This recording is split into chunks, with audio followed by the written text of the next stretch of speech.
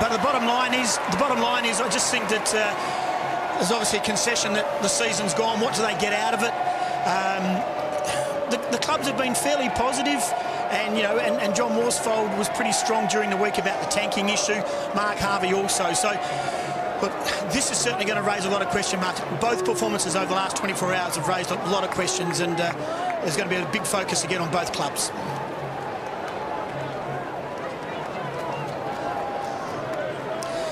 A much-needed goal, so to speak, for Dean Cox on a pretty lean night. And just to go further with your question, Wolsey, I think the fallout's going to be fairly strong after the last 24 hours. The game that the Fremantle Dockers were backed in to win against St Kilda, and there was a vibe around that the Eagles will put up a good show tonight.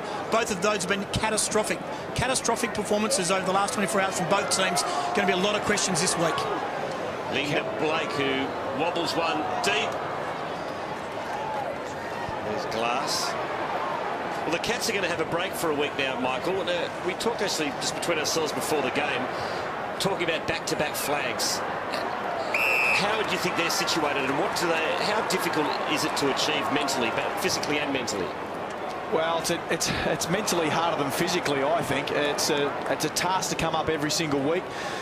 And the fact that they started the season so well, you get in this monotony. They can't do anything other than disappoint somebody. Like, if they win, they're expected to.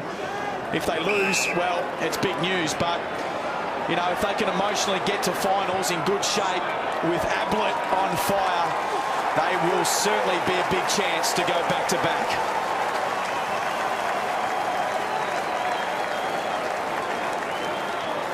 Well, that didn't seal the 3 Brownlow votes. Rob Nothing will. His 35th disposal, his second goal, Gary Ablett. And it's just a pleasure to watch him play. The way he's developed over the last couple of years, that he's worked hard on his fitness, he's built a strong tank, and now he's a complete player. We always knew he was great around the goals. Now he's an elite midfielder. That's an interesting kick-to-handball ratio. You can see with Geelong, they've had 210 kicks, 217 handballs. It's just an amazing share of the ball by hand. They readily share. They set each other up. They'll have a series of handballs, and reflexes are really good. I reckon their coach, he would just look on at his team and just be so proud of them. Because, look, 18 months ago, they were in a bit of trouble, the Cats. They had the players in the right age group, but they just couldn't break through. But what they've done, particularly in the last 12 months, it's just been super.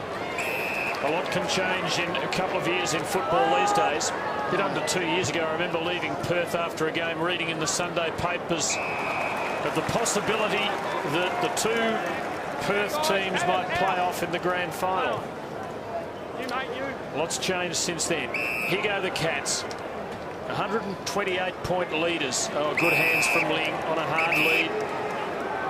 Streaming forward for him is the veteran Milburn. Just 3 pairs inside the 50. He goes for Johnson. And at the back is Lonigan, who just goes the full circle and then completely miscues, marks his own kick. Play on. We went 15 metres high. Oh, he's just racking up the stats now. No prior opportunity.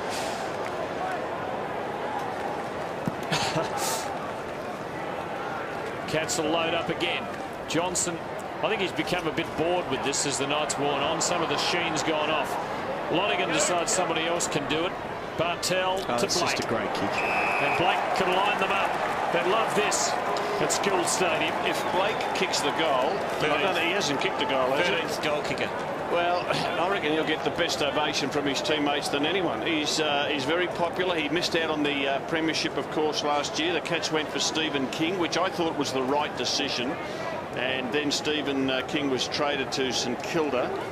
And this young man, he does the bulk of the ruck work now, and he could well do it for the next decade. He's on a bit of a roll. He has 4 goals for the year.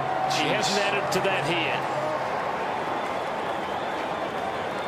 The margin is 129 points late in the piece. Short kick to Weirpunda, who finds Wilkes. Nikoski, who plays on straight away. Long left foot kick. Enright was underneath it. Take a backward step. Mackie to Blake. And back to Mackie. Gives it to Taylor. Taylor on the left. Looks for Kelly. Ablett's there too, and Ablett takes the mark. Now they let him mark unopposed too, Vossi. They don't tackle To him. Bartel, who kicks in the Chapman direction, who's got 5 next to his name. Lonigan lays the tackle. Varco's in there. Ling hovering around, and we'll have a bounce 45 metres out from the Geelong goal. So the Cats have a break next week in the split round. They play again on Friday night, July 4. They have to go to Amy Stadium and take on the Crows.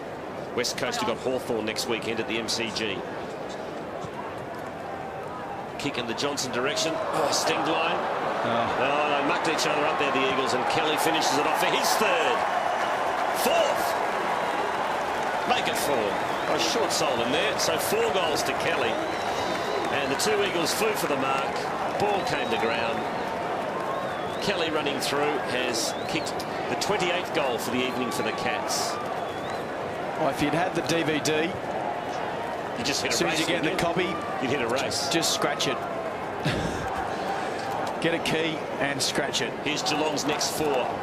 Crows at Amy, Fremantle at Skilled, the Bulldogs and the Hawks. Round 16 and round 17 will tell the story as far as 2008 goes, just to where the Bulldogs and the Hawks are, Tim, compared to the Cats. They've got to be good to match these Cats, don't they? Ooh. Stunningly good tonight. And for the Eagles, it's been an absolute shocker. Gary Ablett, he's almost worthy of a bonus vote in the Brownlow medal for some of the things he's done. 37 possessions. Selwood to Chapman. How about bonus votes for an idea? Did Kevin Sheedy ever think of that? Here goes Johnson from kickable range. Well, did he go for it? What was he thinking? Oh, he would have been going for it. Wilkes is in the way, and he clears to Cox. The game is almost over. It's Geelong by 135 points in the clash of the premier teams of the last 2 years. How the mighty have fallen, and how good are Geelong. The Cats by 135 points. West Coast's worst ever defeat at Subiaco.